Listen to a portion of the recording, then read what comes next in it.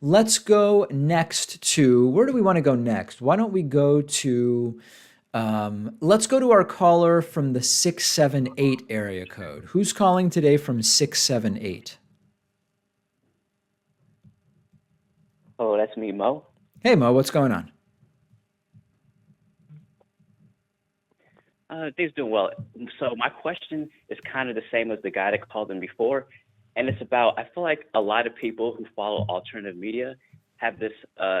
We underestimate the power of mainstream media, and because I noticed that with my friends and family, a lot of them have their perspective and perception of politics completely determined by what is stated on popular news networks. So basically what I was thinking about is that most people do not consume news intelligently, and they're just passive viewers of news. So it's just background, my bad, background noise.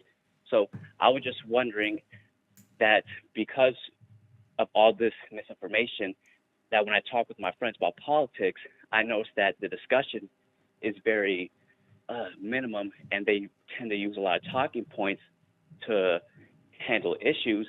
And I feel like they're kind of useless agents of the status quo because the talking points you hear don't really dig any deep onto topics. There's no nuance in discussion.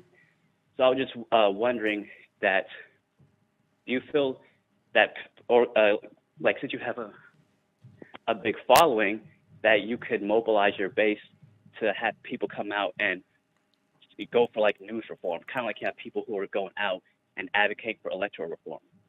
Yeah, I mean, listen, I'm trying to do this. So, like earlier this week, when we did a story about the testimony of the U.S. envoy to Ukraine, and it's an argument over whether what the guy says is credible. I took two-thirds of the segment and I said, let's understand what different people mean when they say there's no evidence of a quid pro quo, and trying to explain that the Republicans are using the word evidence in a different way than what it actually means. And unless you understand this stuff and can figure it out for yourself, you're sort of going to be reduced to only pick a talking point that you like, which is basically what I hear you saying. So there's a couple different issues here. One is we can't really expect people to have a more nuanced and deep understanding of an issue if all of the inputs they get are equally shallow. Corporate media gives them shallow inputs. Politicians often have an equally shallow understanding of the issues. So unless someone understands how to get a deeper understanding of issues, again, by learning critical thinking and epistemology,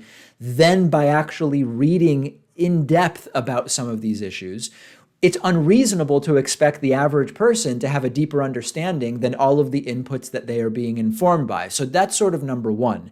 You got to an interesting point at the beginning, though, which I want to address, which is that there are people who are in the independent online media space who don't understand the power that corporate media still has. And you know where you see that really clearly, Mo, when you hear from an Andrew Yang supporter or a Tulsi supporter who say, I don't think any of these polls are right.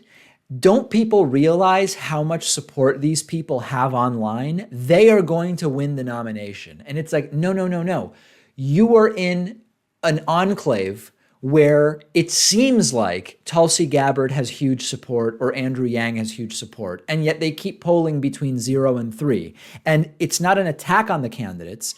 It's just that a lot of people seem to be missing that most Americans are busy enough with their lives that, as you say, they have corporate news on, often in the background. They are not even considering candidates other than the top candidates. I'm not praising that. I'm just pointing it out. And I think that there is a disconnect that is taking place, and people aren't understanding that most people's views are still primarily informed by the talking points that you get on mainstream corporate media. And you seem to be identifying that, Mo.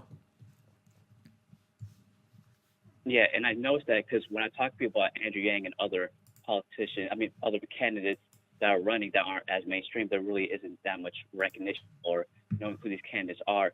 And so I feel like a lot of people, especially when they vote, they fall for the narrative of voting for who is electable and who could beat Trump versus actually looking at their policy and having a real opinion that they can support. And then one last thing I want to mention is whenever I talk about policy with people and I mention something that might raise taxes or involve government intervention, as soon as people hear that, they think socialism, and then they tend to react strongly in a negative way because they're not really thinking deeper. So I realize that until we can have conversation and news media can just present information without a spin involved, most people are just going to say, "Oh, I've heard a lot of negative things about socialism. The media does a good job of, creating that negative association." So when people hear the word, they just react strongly without actually really thinking about it. Yeah, yeah. I mean, a lot of people who have an opinion about socialism don't even know what it is. And you can be against socialism and be informed, or be against it and be uninformed. And obviously, we're much better off if people are informed in their opinions. Mo, I appreciate the phone call. Thank you so much. Points all well made.